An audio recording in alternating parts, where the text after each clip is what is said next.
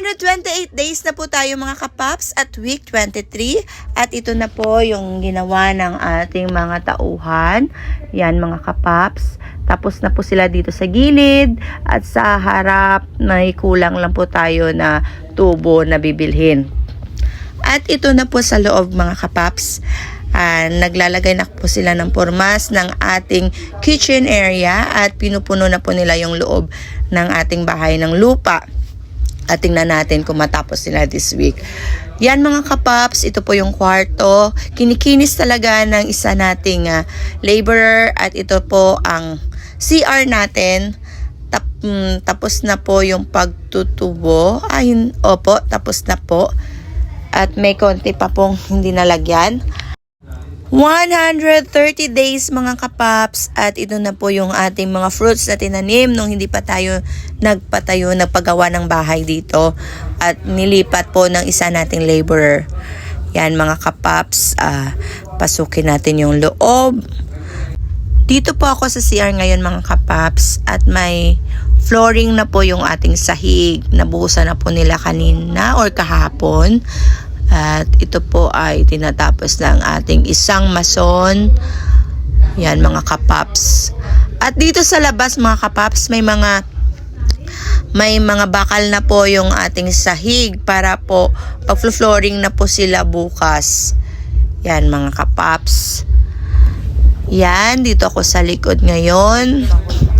At ito po yung view ng ating likod.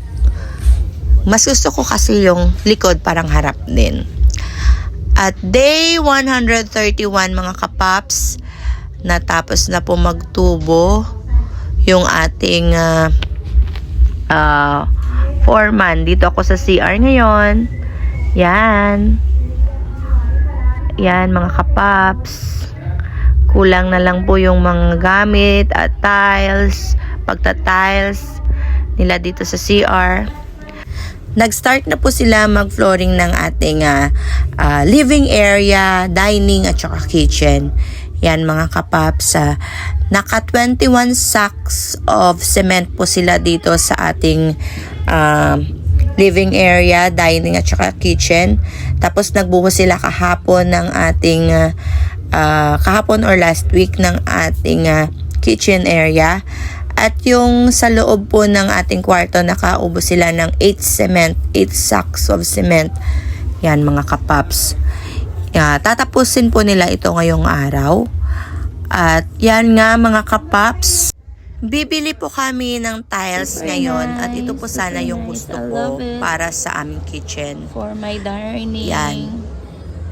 Yan po yung gusto kong design. Kaso po, wala pong stocks na makumpleto yung aming kitchen area sa siding po. So, ito po yung second choice ko para sa siding ng ating kitchen. Pero wala pa ring stocks mga kapaps. 132 days na po at ito po ay inaayos po nila dito sa labas sa terrace natin, sa porch.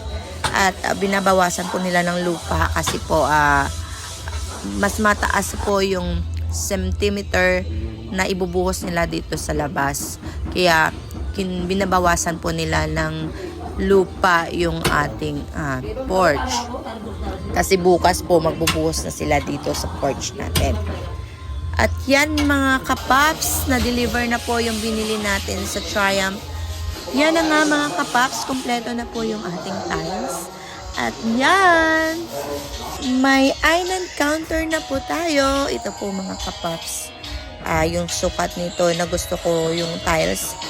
Yung 120 by 60 or 60 by 120. Ito po ay para sa ating kwarto na tiles. Yan. Yan mga kapaps. Tapos na po yung ating pagpo-flooring ng lahat ng ating floor dito sa loob ng bahay.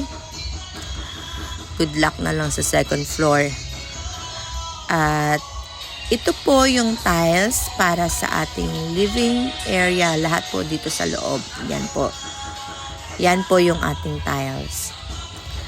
Then, ito po ay yung sa brown na supot. Yan po ay para sa center dito sa porch. Iba naman po sa paikot ng center.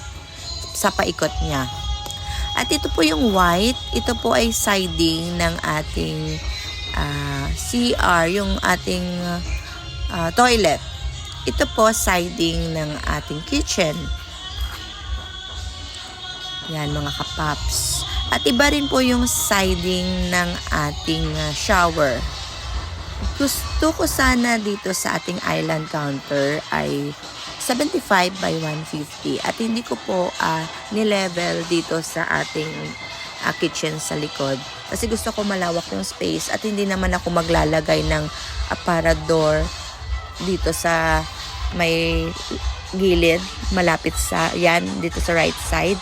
Ang palabas ng ating likod na door. At ito po yung aking tank, water tank. Yan mga kapaps. Ito. Marami pa. Konti na lang po yung ating mga buhangin. Yan mga kapaps. Na waterproofing na po dito ng Flexiband. 133 days mga kapaps at ito na nga po, nabuhusan na po dito sa porch area natin. At yan mga kapaps. Tapos dumating din po yung ating internet. Converge po yung kinuha namin. Thank you po Manong Converge. At ito po, naglalagay na po sila ng saksakan sa ating island counter. Sa design po ni architect, bar counter po ito. Pero pinalitan ko po ng island counter kasi mas bet ko po yung island counter. At yan na nga mga kapaps, aalis po na ako ngayon kasi pupunta kami at bibili ng pinta para po sa pagpipinta ng gold sa frame na in-order ko para sa dining table. Kasi po wala po silang gold na pinta, kaya yan, nagpamix po ako dito sa binilhan namin para po maipinta sa aking frame ng dining table.